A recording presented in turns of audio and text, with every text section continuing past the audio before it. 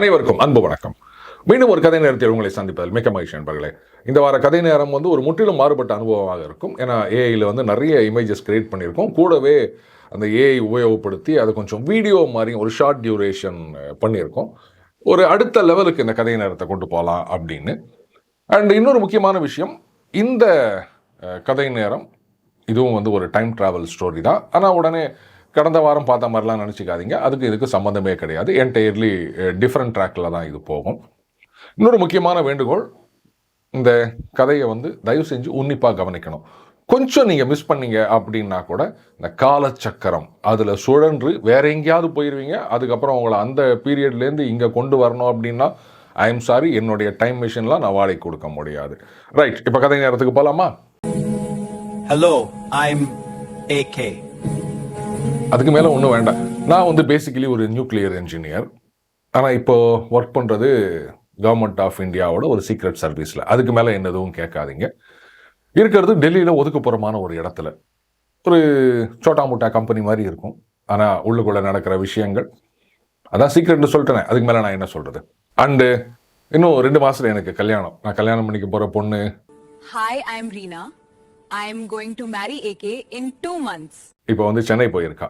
என்னதான் இருந்தாலும் அஃப்கோர்ஸ் 2 பேருமே டெல்லியிலேயே பிறந்து வளர்ந்தவங்க தான். இருந்தாலும் அந்த தமிழர் பண்பாடு, பாரம்பரியம், கலாச்சாரம் அதெல்லாம் அப்படியே இருக்குல்ல. அதனால் அந்த கல்யாணத்தும் போது பட்டுப்புடவை தான் கட்டணமா. அது வாங்கிறதுக்காக சென்னை போயிருக்கா. ஏன் இங்கே கிடைக்காதா அப்படின்னா, அதெல்லாம் அங்கே ஃபேமிலி இருக்கு இல்லையா, அவங்களோட போயிட்டு ஒட்டு மொத்தமாக ஊரெல்லாம் சுற்றி பார்த்துட்டு அதுக்கப்புறம் அந்த குலதெய்வம் அது இது நிறைய விஷயங்கள்லாம் இருக்குது. அதெல்லாம் முடிச்சுட்டு வரேன். இன்னும் ஒரு 10 நாள் ஆகும் வரத்துக்கு. அப்பா, அது வரைக்கும் நான் ஃப்ரீ. என்னை பற்றின இன்ட்ரோடக்ஷன் போதும் அப்படின்னு நினைக்கிறேன். பாஸ் கூப்பிட்றாரு. AK, come come come. Morning sir. Morning. We need to discuss the implications of this decision carefully. It's not just about us, but the entire team. AK, நாளைக்கு ரெடியாக பேக் பண்ணிட்டு வந்துரு. Your next assignment. I need to tell you something important. Sir, எங்கே என்ன AK, எங்கே, எப்போ, எத்தனை நாளைக்கு, இதெல்லாம் நம்ம சர்வீஸில் என்றைக்காவது கேட்டிருக்கோம். இல்லை கேட்டால் மட்டும் பதில் வந்துருமா? இல்லை சார், இன்னும் ஒரு 2 மாதத்தில் எனக்கு கல்யாணம். தெரியும். அதான் ஏற்கனவே சொல்லிட்டியே. 10 நாள் வேறு லீவு கேட்டிருக்கேன். No problem. அதுக்குள்ளே இந்த அசைன்மெண்ட்டை நீ கம்ப்ளீட் பண்ணிட்டு வந்துடலாம் அப்படின்னு நினைக்கிறேன். கவலையப்படாத, ஃபிக்ஸ் பண்ண டேட்டில் உனக்கு கல்யாணம் நடக்கும். Thank you sir. எங்கேன்னு தெரிஞ்சுக்கலாமா?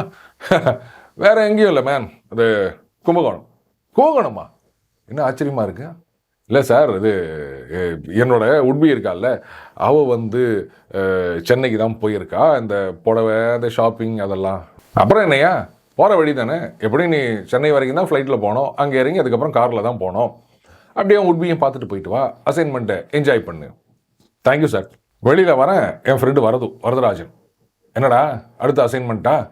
எப்படா கரெக்டாக கேட்டேன். ஆமாம், பின்ன உன்னை கூப்பிட்றாருன்னா அசைன்மெண்ட் கொடுக்காம வேற என்ன கொடுக்க போகிறாரு அவர்? ஆமாண்டா, எங்கேயோ போனோமா. ஏன்னா 2 மாதத்தில் கல்யாணம் வச்சுருக்கேன் சொன்னேன். இல்லை அதுக்குள்ளே முடிஞ்சிடும், கரெக்டாக ஃபிக்ஸ் பண்ண டேட்டில் கல்யாணம் பண்ணிக்கலாம், ஒன்றும் பிரச்சனை இல்லை அப்படின்ட்டாரு. இப்படி தான் சொல்லுவான் அந்த ஆள். சரி வா, காஃபி சாப்பிட்டு வரலாம் அப்படின்ட்டு 2 பேரும் வெளில போயிட்டு வரேங்க. டேபிளில் பார்த்தா மொபைலில் 18 மிஸ்கால். ஓ மை காட், எல்லாம் வேற யாரு? ரீனா தான். பயந்துட்டே நம்பரை டயல் பண்ண. சொல்லுமா. டேய், என்னடா போய் தொலைஞ்ச? ஆஃபீஸில் தான்மா இருக்கேன். பாஸ் கூப்பிட்டாரு, டிஸ்கஷனில் இருந்தேன். நல்ல ஆஃபீஸு, நல்ல பாஸ், ஊர் பேர் தெரியாத ஒரு ஆஃபீஸில். அதை விடு. இப்போ என்ன வேணும் உனக்கு? எனக்கு உடனே உன்னை பார்க்கணும். வீடியோ காலில் வரட்டா? உன்னை நேரம் பார்க்கணுன்றேன், அப்புறம் வீடியோ காலில் வரட்டான்னு கேட்குறேன். என்ன ரீனா, விளையாடுறியா? நான் இங்கேருந்து கிளம்பி ஏர்போர்ட்டுக்கு போயிட்டு உடனே ஃப்ளைட்டில் டிக்கெட் கிடச்சி கிளம்பி வந்தாலும் மினிமம் 3 மணி நேரம் ஆகும். அந்த அளவுக்கு நான் ஒன்றும் முட்டாள் கிடையாது. நான் கனாட் பிளேஸில் நம்ம வழக்கமாக மீட் பண்ணுற காஃபி பார்ல வெயிட் பண்ணிட்டு இருக்கேன். கனாட் பிளேஸ்லையா? ரீனா, நீ சென்னை போல? ஐயோ, இதை பாருங்க, நான் சொல்றது கேட்கலாம். சென்னை போனேன். ஆனா இப்ப எனக்கு உடனே பார்த்தாகணும். அதனால தான் நான் மார்னிங் ஃப்ளைட்டை பிடிச்சி நான் இங்க இறங்கிட்டேன். ஏர்போர்ட்ல இறங்கின உடனே அவனுக்கு ட்ரை பண்ணேன். அடிச்சு நொந்து போயிட்டேன். அதனால தான் மெட்ரோ பிடிச்சி கனாட் பிளேஸ் உடனடியா நீ சேரு. இந்த மாதிரி எந்த சாக்கும் சொல்லாத. பாஸ் கூப்பிட்டாரு அது இதுன்னு சொன்னா நான் காண்டாமிருகம் ஆயிடுவேன். சரி வரேன். அப்புறம் வரது கூப்பிட்டேன். டேய், ரீனா வந்திருக்காடா. ரீனாவா? 10 நாள் கழிச்சு தான் வருவான்னு. அது என்னோ தெரியல வந்திருக்கா, உடனே பார்க்கணுன்றா. நான் நாளைக்கு அசைன்மெண்ட்டில் அவர் எல்லாத்தையும் ரெடி ஆவான்னு சொல்லியிருக்காரு. சப்போஸ் கூப்பிட்டாருன்னா, சார் அவன் எல்லாம் பேக் பண்ண போயிட்டான்னு சொல்லிடுறாங்க. சரி நான் சமாளிச்சுக்கிறேன், போயிட்டு வாடான்னா. நேராக கேபை பிடிச்சி கர்நாட் பிளேஸில் நாங்கள் வழக்கமாக மீட் பண்ணுற காஃபி பாரில் வந்தேன். அப்படி எங்கே இருக்கான்னு பார்த்து தேடிட்டு வந்த உடனே, மை காட், என்னை பார்த்த உடனே அப்படி ஒரு அஸ்டானிஷ்மெண்ட், எக்ஸைட்மெண்ட் அவள் மூஞ்சில. குடுகுடுன்னு ஓடி வந்து என் 2 கையும் அப்படியே பிடிச்சின்ட்டு, ஏய் நீ நீ எங்கடா இருக்கியா? என்ன ரீனா விளையாடுறியா? நீ கூப்பிட்டேன்னு நான் இப்போ ஓடி வந்திருக்கேன், நீ என்ன இங்கே தான் இருக்கியான்னு கேட்குறேன். ஐயோ! ஏகே உனக்கு சொன்னா புரியாது, வா உட்காரு. நான் நான் உன்னை பார்த்தேன் ஏகே. உன்னை பார்த்துட்டு இருக்கேன், ப்ரெசன்ட் கண்டினியூஸ். தப்பாக சொல்கிறீங்க, ஏன் டென்ஸாக இருக்கியா? அதனால தான் டென்ஸை மாற்றி சொல்கிறியா? ஐயோ! உன் மொக்க ஜோக்க நீ விட மாட்டியா? நான் உன்னை பார்த்தேன், உன்னை கல்யாண கோலத்துல பார்த்தேன். ஓ, கனவா? இன்னும் 2 மாதம் இருக்குடி, ஏன் அவசரப்படுற? ஏகே சொன்னா புரிஞ்சுக்கோ.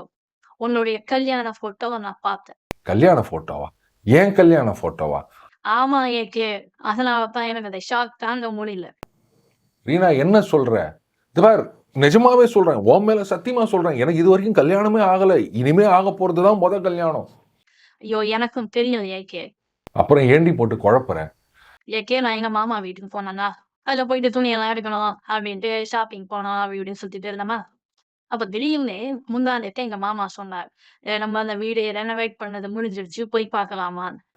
ஏனே உங்க மாமா இது இல்லாம இன்னொரு சின்ன வீடு வச்சிருக்கானா? லூசு. அது இல்ல. கும்பகோணத்துல எங்களுடைய அந்த ancestral ஹோம் இருக்கு. கும்பகோணத்திலயா? ஆமா, கும்பகோணத்துல அங்கதான் இருக்கு. அது என்ன? இல்ல இல்ல, சொல்லு சொல்லு. அது அங்க போலாம். அது வந்து அந்த காலத்து வீடே, கிட்டத்தட்ட 100 வருஷம் ஆச்சாம் அந்த வீடு கட்டி.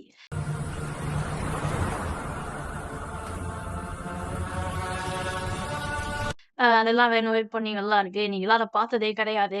அ இன்ஃபாக்ட் இனிமே அந்த மாரி வீடுகள பார்க்கவே முடியாது. வாங்க எல்லாரும் ஒரு தடவ அங்க போயிட்டு அப்படியே அந்த நவகிரக ஸ்தலம் அதெல்லாம் சுத்திட்டு வந்துடலாம் அப்டின்னாரு. அதனால எல்லாம் ஃபேமிலியோட போனோம் ஏகே. உள்ள நுழைஞ்ச உடனே மை காட்! நிஜமாவே அது வந்து பிரம்மாண்டமான வீடு ஏகே. அந்த தெருவுல இருக்க மத்த வீடுகள் எல்லாமே வந்து கிட்டத்தட்ட இந்த அபார்ட்மெண்ட்ஸ் அந்த மாரி ஆயிப்போச்சு. இது மட்டும் தான் இன்னும் அப்படியே மெயின்டெயின் பண்ணி வச்சிருக்காங்க. உள்ளுக்குள்ள போன உடனே அது நடுவுல என்னமோ ஒண்ணு சொல்லுவாங்கல்ல, மேல கம்பிலாம் போட்டு. முத்தம். முத்தம் இல்ல, முற்றம். வாடவர். ஆ அந்த சைடுல பார்த்தீங்கன்னா, செவுத்துல நெறைய ஃபோட்டோலாம் மாட்டியிருந்தது ஏகே. நான் அப்படியே ஒவ்வொன்னா பார்த்துட்டு வந்தேன். அந்த ஒரு ஃபோட்டோ பார்த்த உடனே ஷாக் ஆயிடுச்சு ஏகே எனக்கு.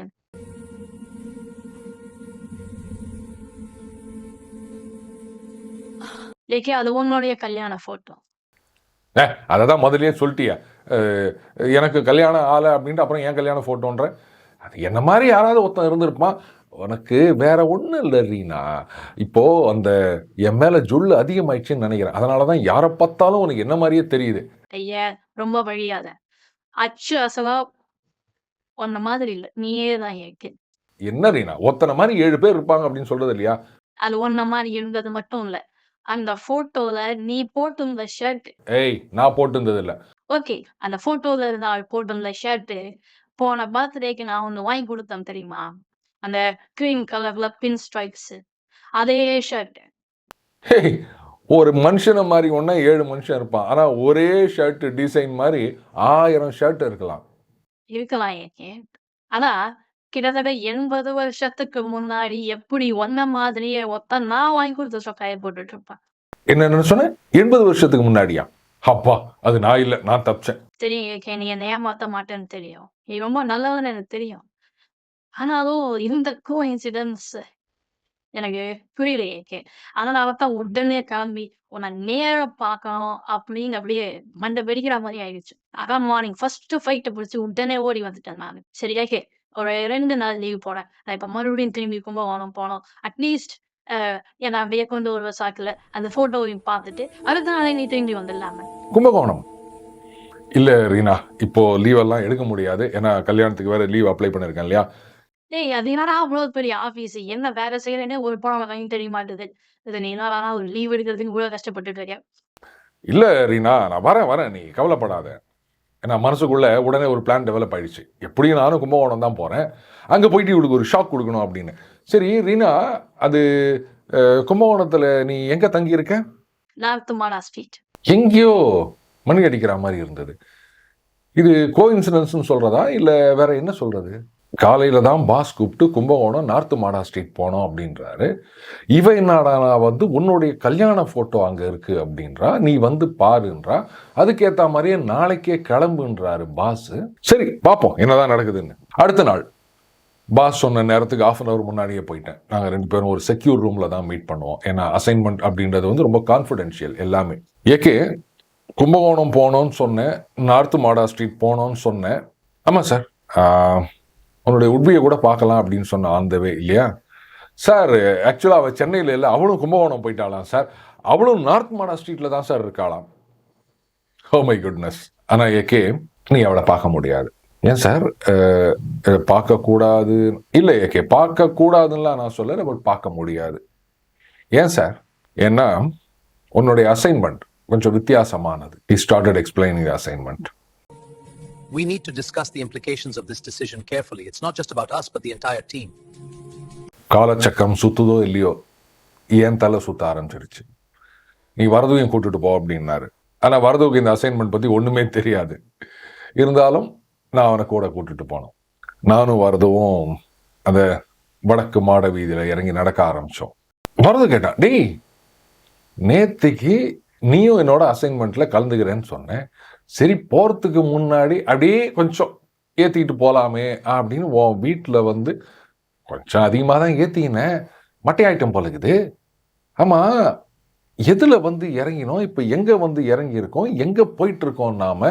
வரதோ அதெல்லாம் நான் டீட்டெயிலாக சொல்கிறேன். இப்போ நாம் இருக்கிறது கும்பகோணத்தில். டேய் அசைன்மெண்ட்னு சொல்லிட்டு கட்சியில் உன் உட்பியை மீட் பண்ணுறதுக்கு வந்துருக்கியா? நான் கூட அப்படி தான்டா சந்தோஷப்பட்டு இருந்தேன். அதெல்லாம் இல்லை. என்னடா சொல்கிறேன்? கும்பகோணம் நார்த் மாடா ஸ்ட்ரீட், அங்கே தான் ரீனா போயிருக்கா. அப்புறம் என்ன, இதுவும் கும்பகோணம் நார்த் மாடா ஸ்ட்ரீட் தானே? ஆமாம், ஆனால் அவள் போயிருக்கிறது 2025, நாம் வந்திருக்கிறது 1942. இது டோர் நம்பரா? டோர் நம்பர் இல்லை வருது, வருஷம். ஏய் எனக்கே தெளிஞ்சிடுச்சு, உனக்கு ஒன்றும் தெரியலையா? வருது பாஸ் நம்மளை ஃப்ளைட் ஏற்றி அனுப்பலை, டைம் மிஷினில் ஏற்றி 1942 காமிச்சிருக்காரு. டேய் என்னடா சொல்கிற? இதெல்லாம் நம்புற மாதிரியா இருக்குது? நம்பித்தான் ஆகணும். வருதோ நமக்கு கொடுத்துருக்க அந்த மிஷன் வந்து ரொம்ப ரொம்ப முக்கியமானது. மன்ஹாட்டன் இன்ஜினியரிங் ப்ராஜெக்ட் தெரியுமா? என்னடா ஒரு நியூக்ளியர் இன்ஜினியர் கிட்ட போயிட்டு இதை கேட்குறேன். அந்த அணுகுண்டு தயாரிச்சாங்களா அதானே? ஆமாம், அதை தடுத்து நிறுத்த போகிறோம். நேடா மன்ஹாட்டன் இன்ஜினியரிங் ப்ராஜெக்ட் எங்கே நடந்தது? கும்பகோணத்தில் கொண்டு வந்து இறக்கி விட்டுட்டு இதை போய் தடுத்து நிறுத்து அப்படின்னா? இல்லை வருது, நீ நினைக்கிற மாதிரி இல்லை. ஆக்சுவலாக இந்த அணுகுண்டு தயாரிக்கலாம் அப்படின்ற ஐடியா ஒரிஜினேட் ஆனது இந்த நார்த் மாடா ஸ்ட்ரீட் கும்பகோணத்தில் தான். என்னடா சொல்கிறேன்? ஆமாம் வருதோ, இதை பற்றின கம்ப்ளீட் டீட்டெயில்ஸ் நேற்றுக்கு பாஸ் என்கிட்ட ஷேர் பண்ணார். இந்த நார்த் மாடா ஸ்ட்ரீட்டில் தான் வந்து மகாலிங்கம்னு ஒருத்தன் இருந்திருக்கான். அவன் தான் இங்கே இருந்த சில பிரிட்டிஷ் அஃபிஷியல்ஸ் மூலமாக லண்டனில் இருக்க சில சயின்டிஸ்டோட கான்டாக்ட் ஏற்படுத்திட்டு அவங்களோட சில விஷயங்களெல்லாம் டிஸ்கஸ் பண்ணி இந்த ஆட்டம் கேன் பி ஸ்பிளிட், அதுக்கப்புறமா அதிலிருந்து என்னென்னலாம் பண்ணலாம் அப்படின்றத அந்த ஐடியாவை கொண்டு வந்ததே இவன் தான் அப்படின்னு சொல்கிறாங்க. ஏகே என்னடா சொல்கிறேன்? ஆமாண்டா, உனக்கே தெரியும் இல்லையா, அந்த நியூக்ளியர் பாம் ப்ராஜெக்ட் அப்படின்றது வந்து முழுக்க முழுக்க பிரிட்டனோட ப்ராஜெக்ட். ஆனால் ஒரு காலகட்டத்தில் பிரிட்டன் வந்து இதுக்கு செலவு நம்மளால் கட்டுப்படி ஆகாது அப்படின்னு சொல்லிட்டு அதுக்கப்புறமா அமெரிக்கா கிட்ட ஹேண்ட் ஓவர் பண்ணிட்டாங்க. அவங்க வந்து மன்ஹாட்டன் இன்ஜினியரிங் ப்ராஜெக்ட் அப்படின்னு அதை டெவலப் பண்ணி அதுக்கப்புறமா தான் அவங்க குண்டு போட்டது. சரிடா, அது கும்பகோணத்தில் வந்து இறங்கி நம்ம என்ன பண்ண போகிறோம்? இல்லை, இந்த ஐடியா ஒரிஜினேட் ஆனது இங்கே தானே, இவனை இங்கேயே பிடிச்சி நம்ம அமுக்கிட்டோன்னா டேய் என்ன தீர்த்து கட்டிடலான்றியா? அப்படி இல்லைடா, இவங்கிட்ட பேசி இந்த மாதிரிலாம் வந்து நீ ஐடியாலாம் கொடுக்காத, அதனால் எவ்வளோ விபரீதம் வரும் தெரியுமா அப்படின்னு இவனை கன்வின்ஸ் பண்ணிட்டோன்னா அட்லீஸ்ட் அந்த நியூக்ளியர் பாம் அப்படின்ற ஐடியா வராமல் பார்த்துக்கலாம் இல்லையா? டேய் இன்றைக்கி இவன் இல்லைன்னா நாளைக்கு வேற எவனாவது பண்ண போகிறான், கரெக்டு தான். ஆனால் இவன் பண்ணதை நிறுத்தினோம் அப்படின்னா மேபி வேற யாரும் பண்ணாமல் கூட இருக்கலாம். சரிடா, இது மன்ஹாட்டன் இன்ஜினியரிங் ப்ராஜெக்டில் வந்து ஜப்பான் மேலே குண்டு போட்டதை தடுத்து நமக்கு என்ன ஆக போகுது? வருதோ அது அப்படி இல்லை. அன்னைக்கு முதல்ல அமெரிக்கா டெவலப் பண்ணாங்க, அதுக்கப்புறம் சோவியத் ரஷ்யா டெவலப் பண்ணாங்க, அதுக்கப்புறம் கடன்னு ஏராளமான பேர் டெவலப் பண்ண ஆரம்பிச்சிட்டாங்க. இன்னைக்கு இந்த அணுகுண்டை வச்சு தான் சின்ன சின்ன நாடுகள்லாம் மிரட்டிட்டு இருக்கு. இப்போ இந்த அணுகுண்டு அப்படின்றது ஒன்று இல்லை அப்படின்னா அந்த சின்ன நாடுகள்லாம் ஓஹோ அப்போ அந்த பெரிய நாடுகள் மட்டும் மத்தியஸ்தம் பண்ணணும். அது அப்படி இல்லை வருது.